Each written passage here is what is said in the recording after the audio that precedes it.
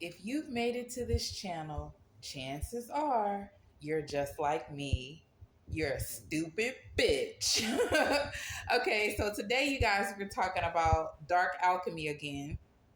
Okay, we're talking about what does it mean to be spiritual and on drugs. Okay, because there are some spiritualists, some occultists, some witches, some priests that are doing magic, they're performing rituals, they're doing readings, all of this stuff, and you have no idea that they're actually on drugs.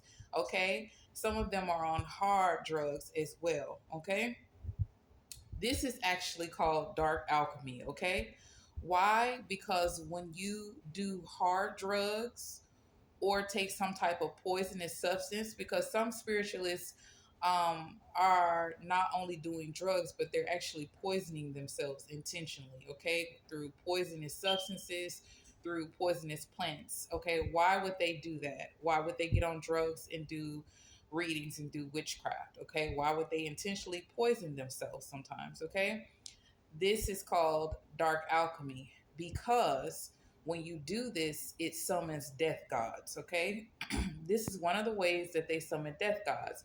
Why would you want to summon death gods? Okay, the reason why they call some drugs gateway drugs is because they literally open, once you take them into your body, you summon death gods, you summon death spirits, and you begin to open up dark pathways. You open up dark portals and dark doors, okay, dark gateways, which allows you to begin working with demonic entities and dark entities that you normally wouldn't be working with if you were completely healthy, not poisoning yourself, not doing any type of hard drugs. Okay.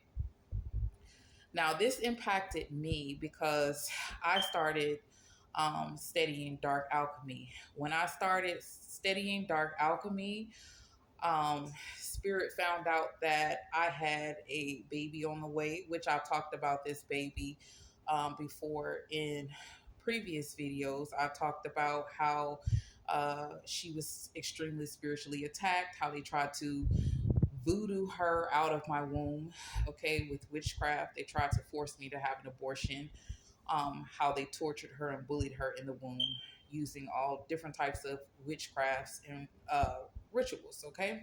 So we talked about her before. What we didn't talk about is how she is connected to me studying dark alchemy, okay? Now, I come from a family that is purist. When I say we're purists, I consider myself to be something like a hippie because of the way that I grew up. Meaning, I was raised by a naturalist, a natural healer.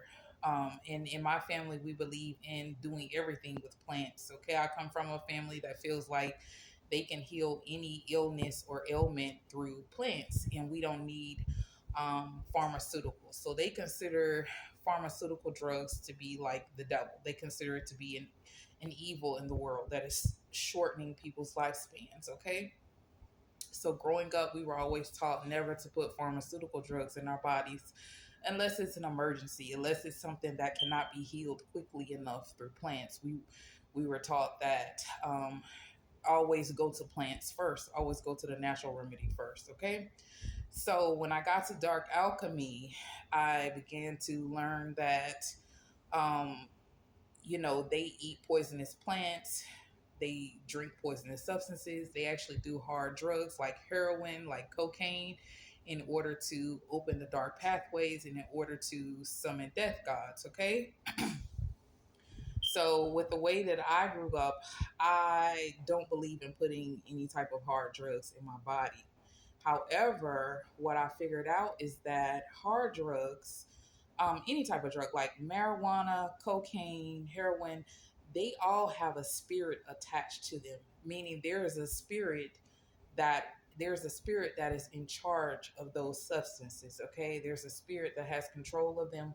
There's a spirit that will help you navigate them. So you can, yes, you can use a drug to summon the spirit that governs over that substance. Okay, so if you, let's say you're working with marijuana, if you're working with marijuana, the spirits that guardian over marijuana and that do spiritual work through marijuana will often show you the number 420 a lot. So when you look at the clock or when you look at different signs, you'll see the number 420 a lot. Okay.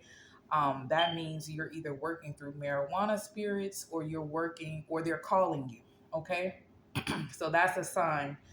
Um, there are spirits that work through cocaine as well. Okay. So when you summon cocaine, which you will summon the spirits that guardian over cocaine. Okay. Those spirits will start opening the doors to death. Okay. Which is why you can always tell when someone was on drugs, hard drugs for a long time. You can look at someone and tell because they still have a death spirit inside them. They still look like they're dying or like they're about to die. Okay. That's because when they put that hard drug in their body, whether they know it or not, they open a gateway. Once you start opening those gateways, you start allowing dark entities to live in you, including a death spirit. Okay. So if you look at people who've been on drugs or who are on drugs, they normally, you can see death inside them. Sometimes you can see death flying around them as well. But usually you'll see a dark entity uh, from some type of death pantheon. You know, all different types of religions have different death gods and different death spirits. So, you know, who knows which pantheon that spirit came from. But usually when you look at someone who's been on drugs, they'll have a death entity inside them that looks like this person is either dying or they're about to die. Okay. And it usually takes a long time when they get off drugs. It usually takes a long time for those spirits to go away. Um, so, anyways, someone found out that I was getting ready to start studying dark alchemy. Okay. So that's why my baby wanted to come in. She wanted to come in because she wanted the contract for a crack baby. Okay. Believe it or not, some kids come in here wanting the contracts for their parents to be on drugs. Okay. So my last baby that came in, she wanted the contract for a crackhead baby. Okay. She wanted to develop inside of the womb of a woman that is on crack and have a mother that is on crack. Okay. Now, this is what happens when some spiritualists get the cow by the tail, okay? Which means they got ahead of themselves.